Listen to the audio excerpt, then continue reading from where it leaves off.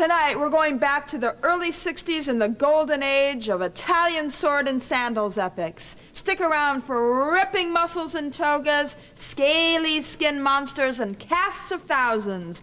It's Monsters and Muscles on USA's Real Wild Cinema.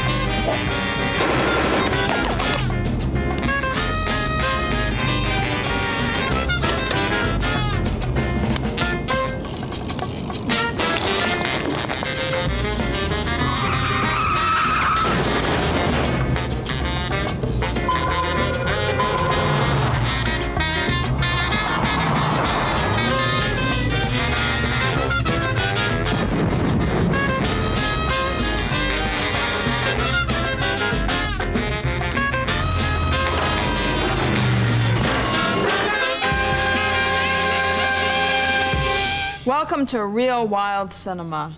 As always, we've cut our films down so that you can spend more time with me, your hostess, Sandra Bernhard. In 1957, Hercules, starring the immortal beefcake Steve Reeves, was a real surprise hit in this country. Kids loved Hercules movies, and the great bods brought in the adults. U.S. distributors scrambled to import more toga epics: Hercules, Goliath, Sinbad, Samson. The heroes, much like their togas, were pretty interchangeable. The first short is called Mondo Balordo, and it's narrated by Boris Karloff. So what are Mondo movies, you might ask? Well, they really aren't movies. They're more like fake documentaries about bizarre rituals from around the world. You know the stuff: chickens smoking cigarettes, religious fanatics washing a stairway with their tongues, or people eating fried insects.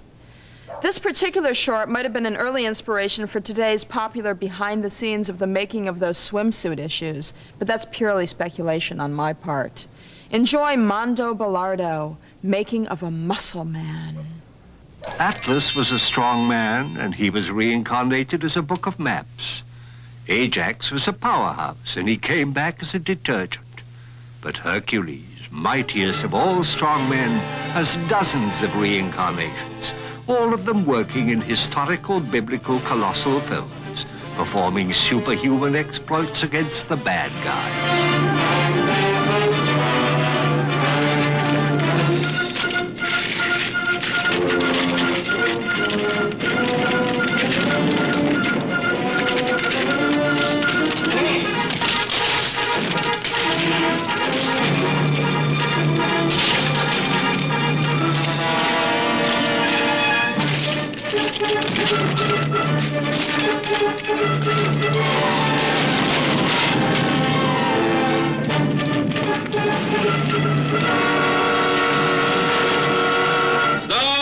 Are the real heroes of the studio laborers who, at the end of each scene, have to carry away on their shoulders without effort uprooted columns, mountains that have been split in two, and the remains of wrecked temples. Thanks, Boris. That was Mondo Balordo, not to be confused with Mondo Con, Mondo Pazzo, or Mondo Bizarro. Every Friday afternoon, my maid does this whole thing where she makes you think she's cleaning under everything. It's truly bizarre. I'd like to call it Mondo Susie after my maid. We'll be right back with the Conqueror of Atlantis after these tips on how to achieve perfect posture, just like the muscle men you're witnessing tonight. And you didn't think you were going to learn anything? Good posture makes you look important. And, as your neighborhood policeman will tell you, standing properly also helps keep you from getting tired. This nurse, who spends most of the day on her feet, would agree with the policeman. Good posture helps her keep going. And this salesman knows that when he walks properly, he feels well the whole day long.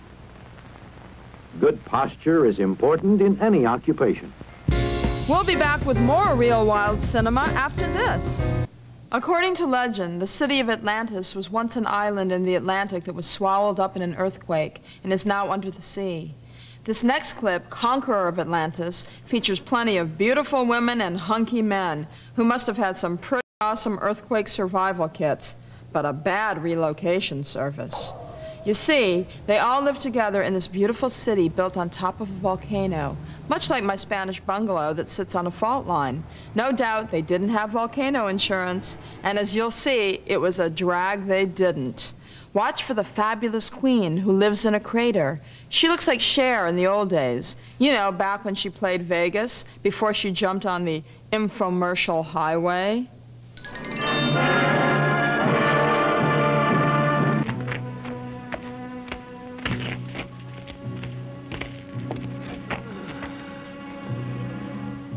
May the gods protect you, Asur. Tell me what happened. It was the phantoms. They were searching for their queen.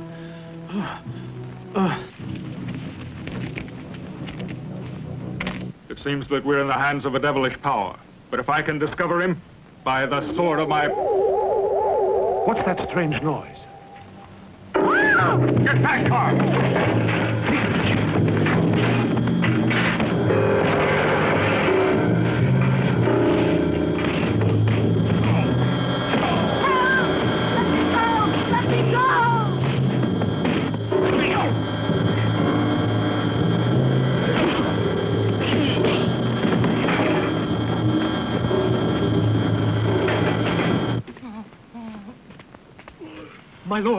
My lord, wake up!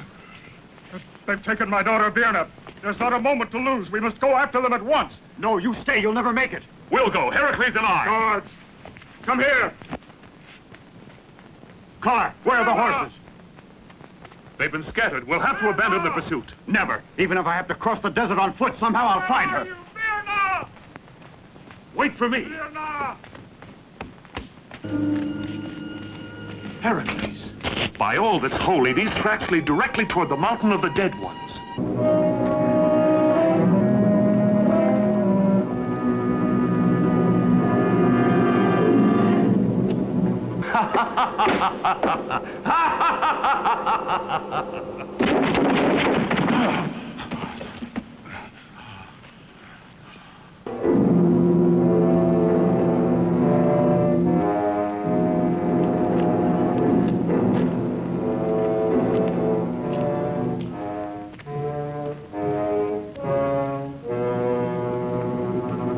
Get up and follow me.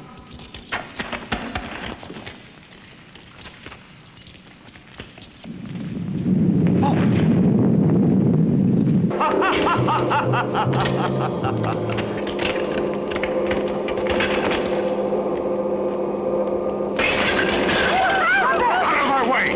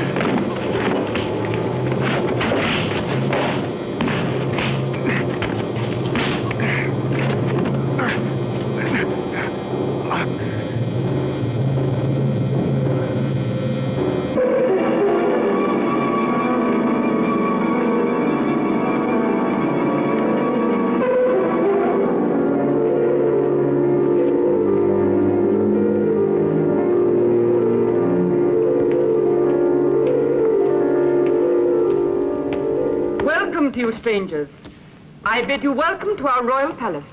I was most curious to make your acquaintance. The news of your arrival has brought with it a certain amount of confusion. But why don't you tell everyone about your existence here? Why do you have to hide away in this crater? If your world found out that the legendary Atlantis actually exists, and that the last remnants of its people are still alive, then driven by curiosity and greed, hordes of your people would pour in here to steal our wealth and scientific inventions. And it is our aim to restore to glory, within a brief period of time, the Empire of Atlantis. I've lived too long to desire the experience of eternal life. Since I began to feel that my death was near, I had a search made for my successor in accordance with our ancient laws. Virna will succeed to the throne, and her reign will last for many years.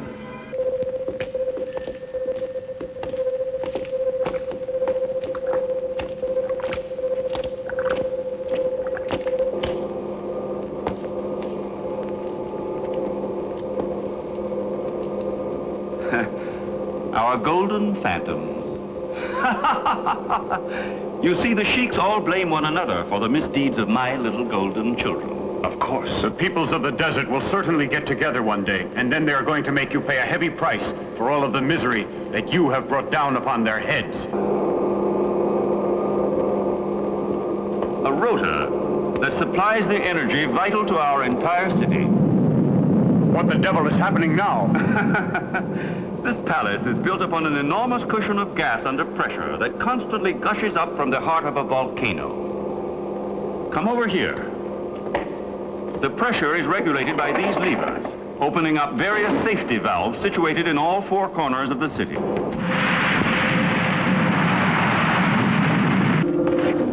Raise that lever, or we'll all be blown to pieces.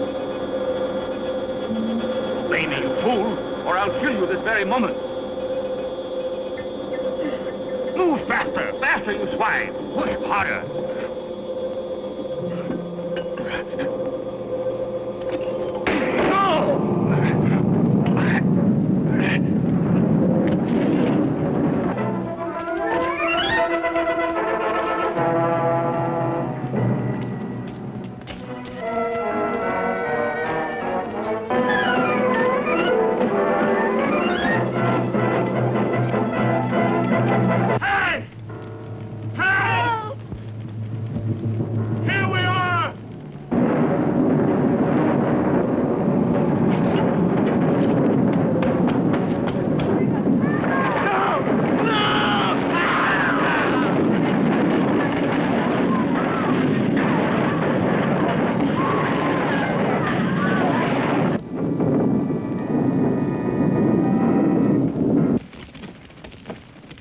If we don't exterminate them, they'll spread death and terror through all our villages. Perhaps I can be useful for once.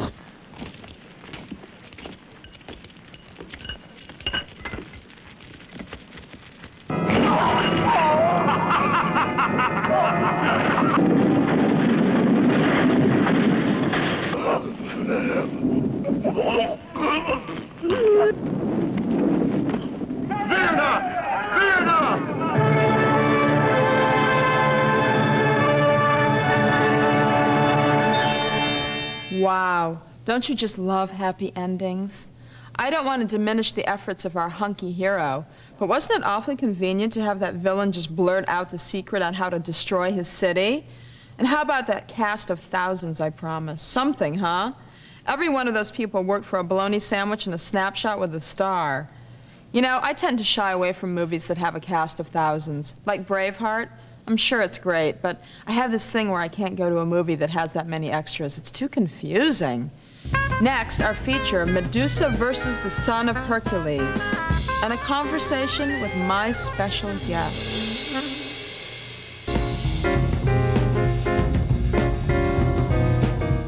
Our guest tonight has left a lasting impression on everyone who ever saw her kick butt in Russ Meyer's masterpiece, Faster, Pussycat, Kill, Kill. Here's the fabulous Tura Satana. So you made 2 movies with Ted V. Michaels. What was it like working on these low budgets? Working on those films was kind of just a kick in the butt, really. While we're on that theme. Yeah, it was basically you did everything tongue-in-cheek. Yeah. You know, you just played around and you played it by ear, mostly, you know, with him. He had his scripts and you followed his scripts, except every once in a while we'd have a little personality conflict. Oh, really? You know, yeah. And then every once in a while I'd have to kick him around and I'd get... And he probably loved every minute of that. Did. Yes, he does. Are you still friends with him? Oh, yes. Yes, we are. We're still friends. I talk to him every so often. And you worked with John Carradine yes. in Astro Zombies? Oh, yes. Yes. Oh, he's a kick in the head. He really was. He was one of the sweetest guys in the world. Every time I had to have body makeup on because my costumes were all very Revealing. Very revealing. So I had to make sure that everything matched. Anyway, every time I'd have to go in the morning, he was always there. Oh, so he would... I was there, standing in just my pants and bra, right. And he was there. And it probably was like he nonplussed. He probably didn't even like react. Oh no, to he it. used to come in and used to say, "God, if I was only 30 years older," and I look at him and say, "God, if I was only 30 years younger." Oh, that's brilliant. It's funny. Yeah, I had a good time. Well, those must have been incredible times. Oh, yeah. I mean, just like the openness and the freedom, and just to be able to do what you want in a film like that with no studio hanging over you. And well, yeah, mostly it was everything was shot on location all the time. Yeah, so nobody was around trying to pull the reins in. That's true, except let's see, we used Peter Falk's house for Astro Zombies, and part of my house for Astro Zombies. The car I drove was my car. You know, I mean, low-budget films are like that. You have to use or improvise with whatever you have. Wow. We're going to hang out. You're going to stay with me, please. Sure. Please don't leave. We're going to watch our feature. Okay. And then we're going to come back.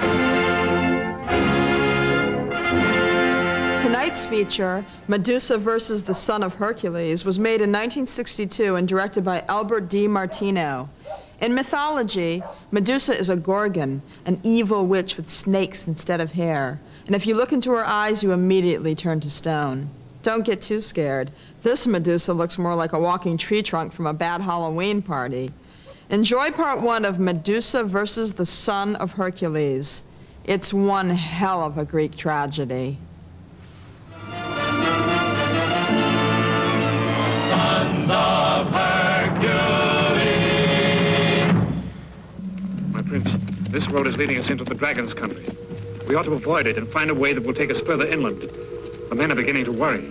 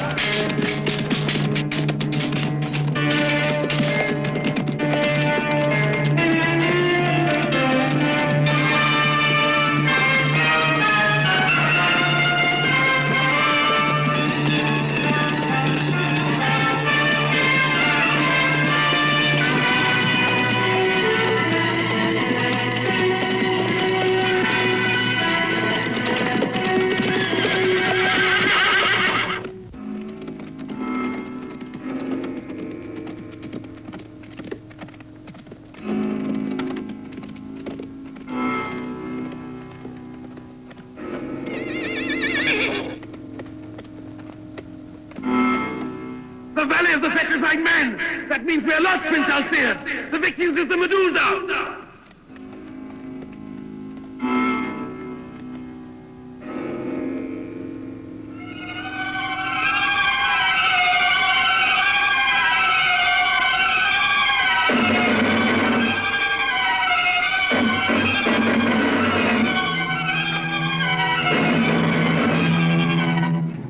There's no use riding any farther.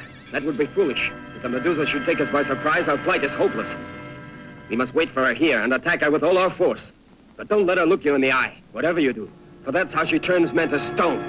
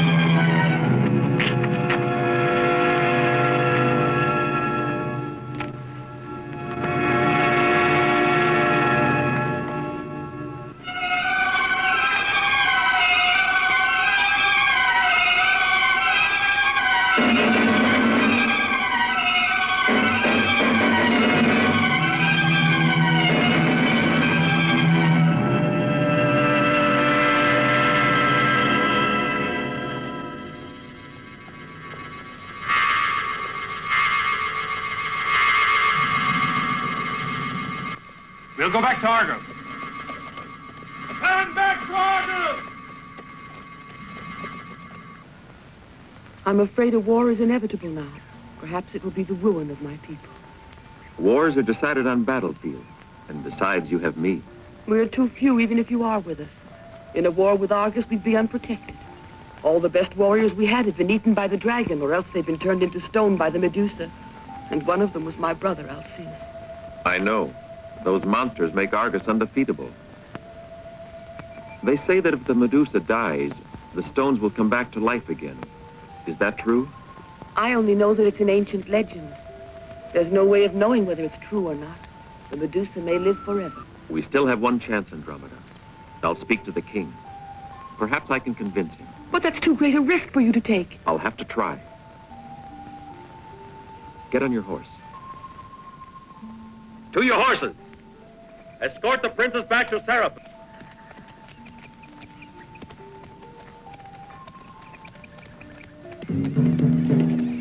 Long live Perseus!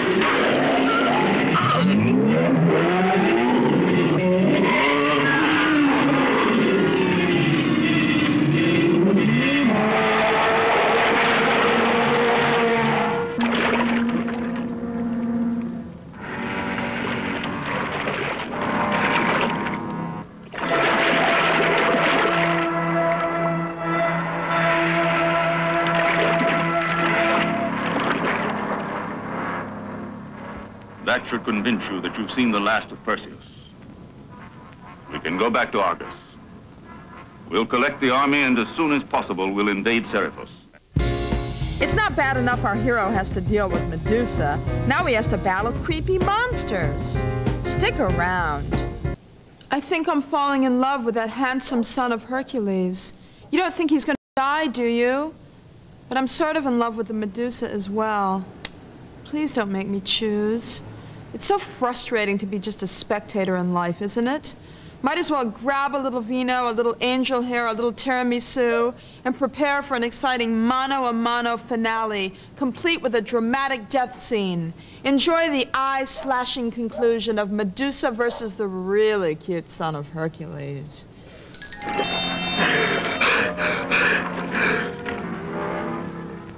All my men were scattered or cut to pieces, but at least the dragon is dead.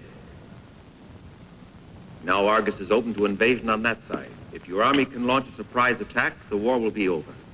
Acrisius thinks I'm dead. He's preparing to attack you. We better attack him first. Very well. And may the gods protect you, my boy. Assemble the men. We're leaving at once. I always knew that one day you would save my country.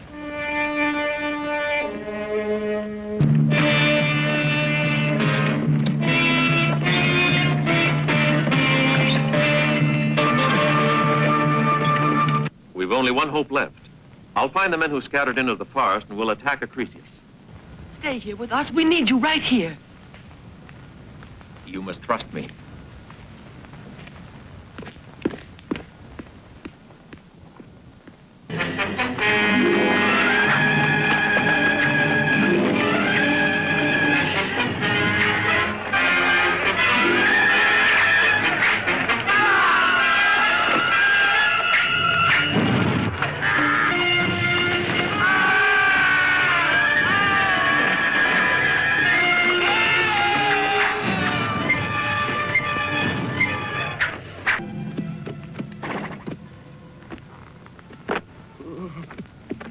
Help me. Help me.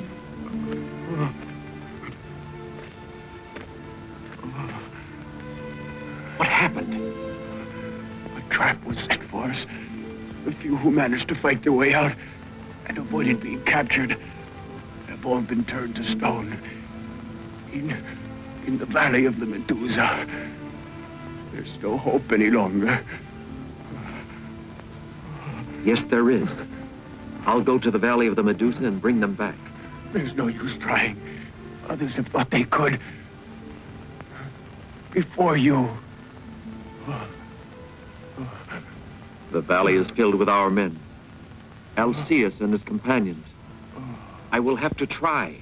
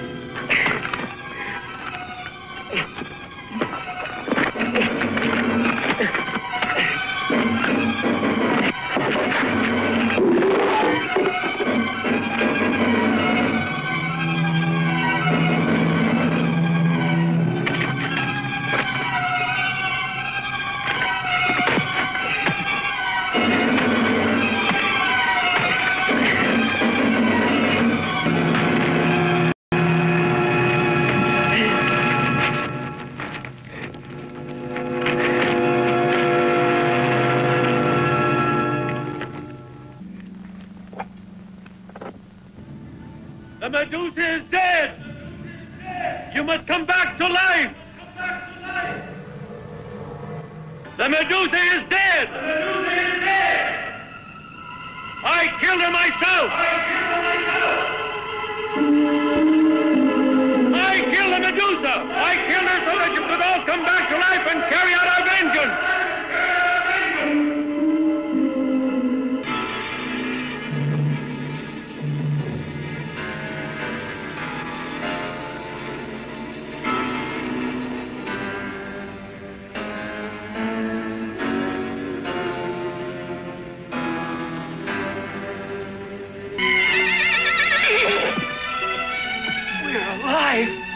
It's a miracle. We've been set free. The spell is broken. The Medusa must be dead. It's a miracle. You're Alceus, the son of the king of Serapos.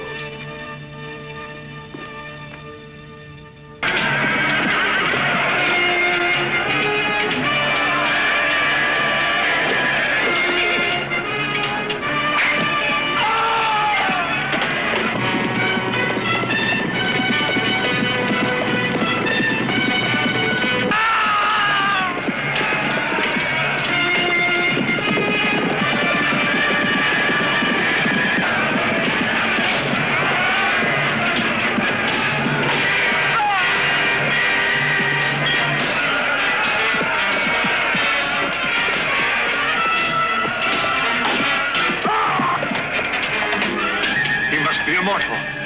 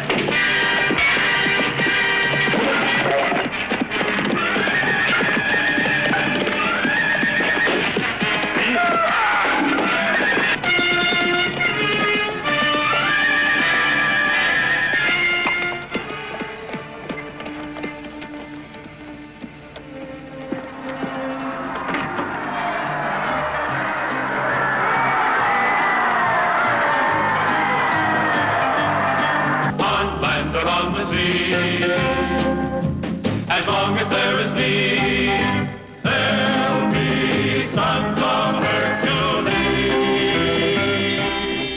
Medusa is dead! I killed the Medusa! The Medusa is dead! How cool would that be if someone killed the person that killed you and then you came back to life? Wouldn't it be embarrassing if you forgot to thank the person and just ran off to go party?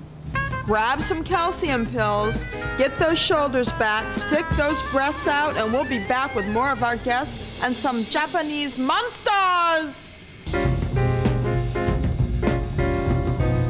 We're back with a multi-talented and just wonderful person, Tura Satana. You got your start in Irma la Douce with Shirley MacLaine. Right. What did you do in that movie? I was one of the streetwalkers. Oh, wow. I played Suzette Wong there. You played a Chinese woman? Yes, played a very voluptuous Chinese woman. Very voluptuous. I don't think I've seen any of recent date that were as voluptuous as you. What was that experience? Was Shirley nice? Was she cool to work with? Oh, she's a very cool person to work with. So is Jack Lemmon. Yeah, Jack's cool. Jack is really a cool person to work with, too. And we used to have so much fun because on my costumes, we had tassels. Right. On my costumes, and whenever I was off camera, I used to have to start spinning them just to get reactions from different people as they walked by. And I bet they loved that. They did. Was that like one of your specialties, was spinning tassels? When I was a dancer, yeah. Did you spin them in opposite directions? Yes, and one at a time, and I used to lay flat on my back and spin one at a time, stop it, and change directions. Woo! Man, they don't do that anymore. No, they don't. Sure. So, what was it like working with Russ Meyer? Because he's been on the show and he's such a sweet guy. Oh, Russ is just a sweetheart. He is just a kick, really. He's one of the nicest people to work with. He likes things done his way. Yeah. But he's flexible too. But then we also had a few arguments here and there. Yeah, well, that keeps things interesting. One of our biggest arguments was he said that no hanky-panky between the crew members. Really? And I said, no, no, no, no. You can't have double standards, right? No, you can't. I said, hey, if you want a good reaction from me, a good working acting part, I says, then I've got to have the freedom to do what I want to do. As a person as well, as well as an actress. And he said, well, if that's how it's going to be. And I said, yeah, that's how it's going to be. That's how it's going to be, baby. Otherwise, get ready to have another major butt kicking. Yeah, that's right. Besides the ones in the film, we probably would have had some with him and I. Although one time I did turn around and hit a railroad tie because I got angry at him. With your foot? No, with my fist. Oh, man. Tura Satana, thank you for coming so much. You're delightful. Okay, You've seen the Italian monsters. Now it's time to move up to the big leagues and watch some Japanese monsters. When it comes to guys fighting in rubber suits in miniature cities, you can't beat the Japanese. And you know the whole sushi thing doesn't hurt either. This is the climactic scene from Magic Serpents, and it doesn't get any cooler than this. One monster breathes fire, and the other water. Out of nowhere comes a giant spider that breathes. I don't know, silly string? See if you can figure it out.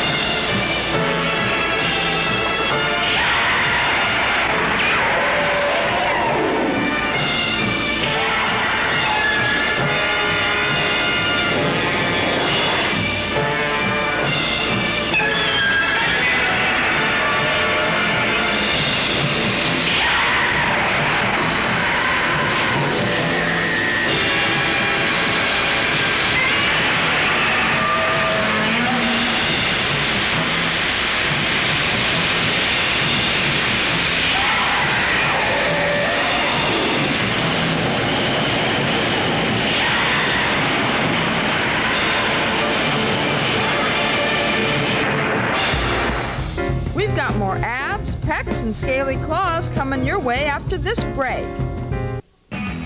Real Wild Cinema offers you tonight's outrageous feature, Medusa versus the Son of Hercules, uncut, uncensored, and unbelievable at the low price of $19.95. Be the envy of your friends with the Screaming Skull t-shirt for $15 or the Real Wild Cinema t-shirt for $15. Official Real Wild Cinema membership, newsletter, and complete video catalog for only $5 or free with order of t-shirt or video. Call 1-800-571-4763 to order now. There's a legendary strongman in Italian folklore named Maciste, who's been the subject of countless movies and stories. Usually, movies made about him that get imported to America end up renaming him Samson or Hercules or just beefy guy fights tacky monsters. Here are the trailers for two of Maciste's movies, The Witch's Curse and Samson and the Seven Miracles of the World, followed by more hunky sons of Hercules. The Witch's Curse. Now we bring to the screen the most incredible of the adventures of Maciste. Maciste, whose superhuman strength and unfailing courage spelled disaster for tyranny and freedom for the oppressed. I must save her. But this task is too big even for you. Give it up and return to the land of the living while you still have time. Impossible. I must save her.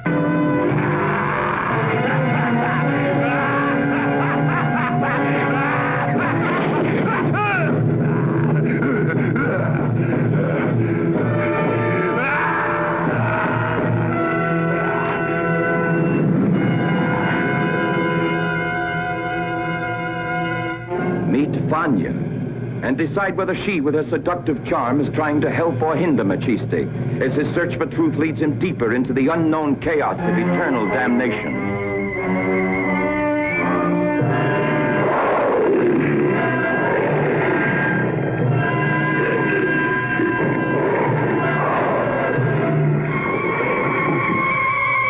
I belong to the devil, Paris. The Witch's Curse.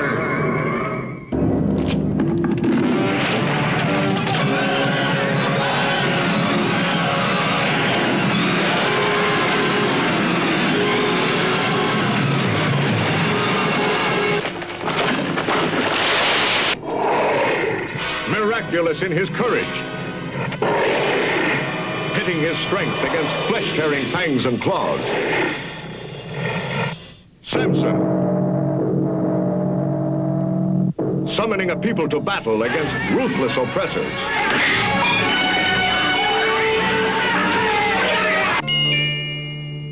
I've come to rescue the princess. I'll show you a way to get to the princess.